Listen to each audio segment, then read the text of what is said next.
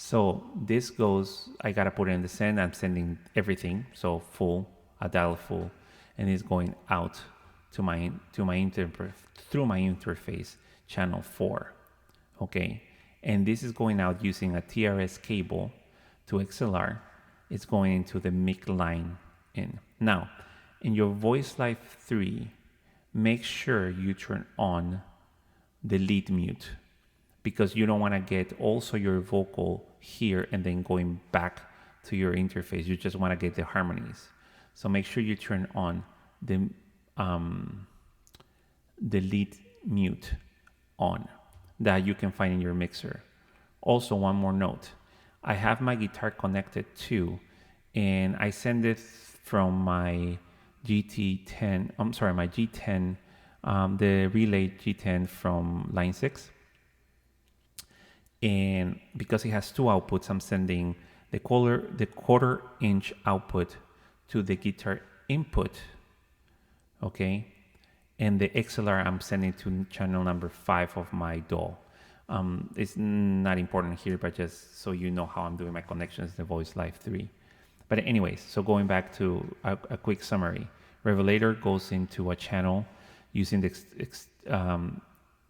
external inputs 29 and 30 from my aggregate device. And then this, I create a bus to send just my mic to the Voicelive 3. And I'm using channel 4 in this case. And channel 4 is going with a TRS cable to XLR to the mic line input of my Voicelive 3. And I'm turning on the lead mute in the mixer. Out of my Voicelive 3, it's going out through the left. I could connect in stereo, but I'm just using left. And it's going to my input 6 in my interface. And that's going back to my DAW through input 6. Okay.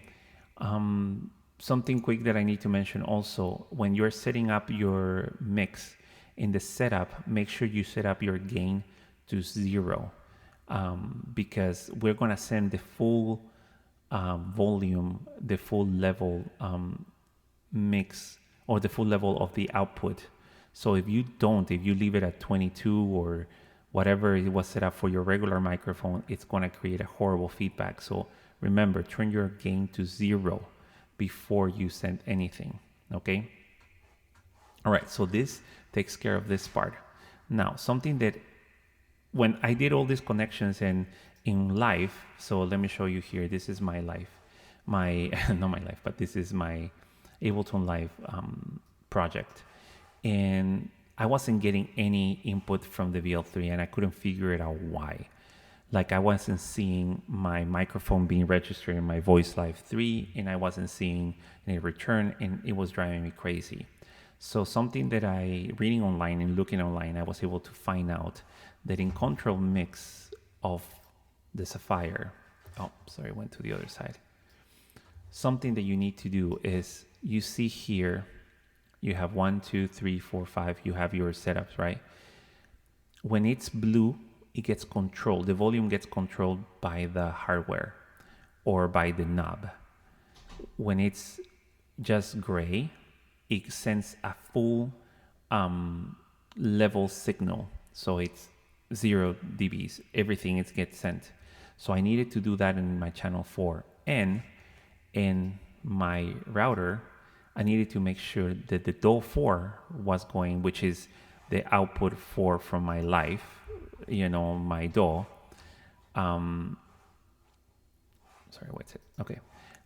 Was going to line output 4. Once I did those two changes, I immediately start getting signal in the Voicelive 3. Of course, because I had not changed the gain, I had a horrible feedback, but it was able to get fixed real quick. So once I did this, anyways, I think I said, so now that you see you have signal going into your vocals, in this case, I have my wife too. When we practice and when she sings, I like to have her microphone here too. and I'm sending my vocals to the external out, and then it's going to my Voicelive 3, and then it's coming back to external in 6, and you know, I can level however I want, you know, my levels here. So one more thing that I need to do. Oh yeah, so if you're listening everything through your Revelator headphone output, you have to make sure that you set it up right so you don't have a feedback of your microphone. Right now I'm hearing everything through my interface headphone amp. It has 2 different mixes that I can create on the fly, which is great, and you know, volume control for each individual headphone. And I prefer to use that week because, you know, when my wife practices with me or when we do live streams, it's easier for her to have her own mix and her own thing. I'm not going to go in details for mixes because that's not what this video is about. But in order to do that and still be able to send this to OBS, I needed to do another thing. Here in the master, I'm sending the master out is going to 31 and 32. Once I send it to 31 and 32, that's going back to the Revelator loopback 1. As you remember when we talked at the beginning, this is going out to the Revelator loopback 1. Okay, so let me go to the control for the Revelator here. And you see that I have different mixes. This is if I were to be listening to my headphones. This is if I were just using the main Revelator out, which I am not. What I'm using is loopback 1 to send to my to OBS, to where I'm recording right now. And something that if you notice here in this mix, because each one of these control the mixes. Okay, if you see this one, I have the volume of my microphone completely down, because this is the mix that I'm gonna send to my OBS, and I don't want to have my microphone twice out because it's already coming in to my DAW and then it's coming back here, and I don't want to increase the volume of the microphone by itself here.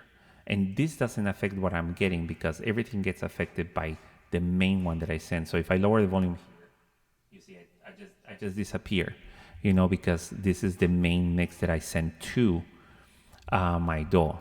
But in loopback, as you see, I'm not using the microphone, the Revelator fader at all, and it's in 0, so I'm not sending it twice.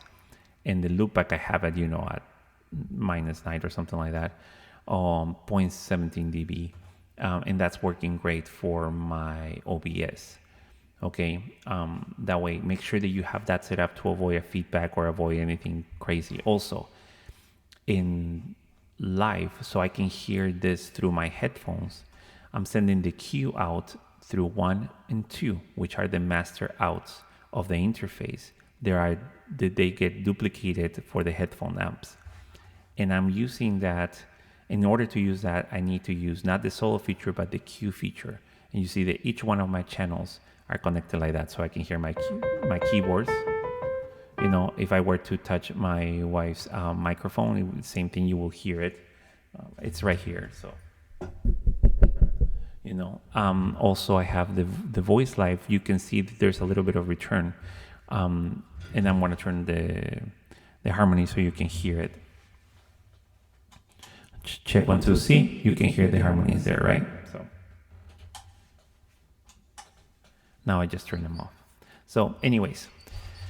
So I hope that this has been helpful for someone. I was having a hard issue, a really hard time trying to figure this out. And definitely once I did the whole thing, everything makes sense. But the last piece of the puzzle was doing this and the control mixer of the Sapphire. So don't forget that, level the output and then make sure that it's going to the right one.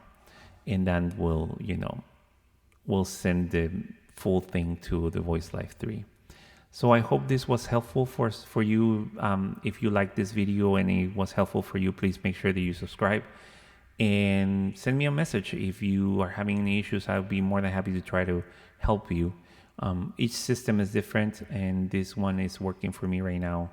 And I One last thing that I forgot to show you was in that in OBS is, I'm using the loopback here, loopback 1.